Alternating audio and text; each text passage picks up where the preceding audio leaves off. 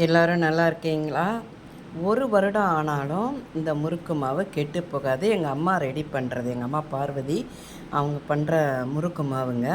பச்சரிசி வந்து நான் ஏன்னா இப்போ 4 நாளாகவே சென்னையில் மழை பெஞ்சிட்டே இருக்கனால வெயிலே இல்லை. அதனால் நான் வந்து கழுவி காய வைக்கல பார்த்துக்கோங்க. பச்சரிசியை நல்லா கழுவி காய வச்சு, ரேஷன் பச்சரிசினாலும் சரி நல்லா கழுவி வெயில் நல்லா அடிக்கும்போது மொறுன்னு காய வச்சு எடுத்துக்கணும். இப்போ நான் வந்து 4 டம்ளர் அளவுக்கு பச்சரிசி எடுத்திருக்கேன். அதுக்கு 1 டம்ளர் புழுங்கல் அரிசியை நல்லா பொரி வர்ற அளவுக்கு நம்ம வறுத்து வச்சுக்கிடணும்.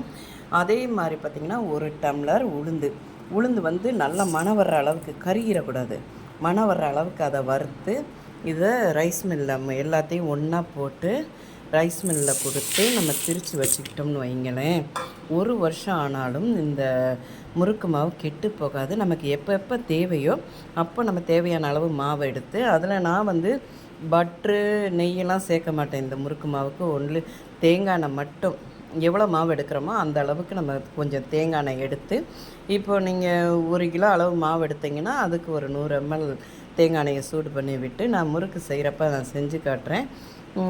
இந்த மாவு வந்து 1 வருடம் ஆனாலும் கெட்டு போகாது. எங்கள் அம்மா செய்கிற முறை அதை நான் உங்களுக்கு காட்டுறேங்க. இது பிடிச்சிருந்தால் பார்வதி வீட்டு சமையலுக்கு ஆதரவு கொடுங்க. ஓம் சாய்ராம்.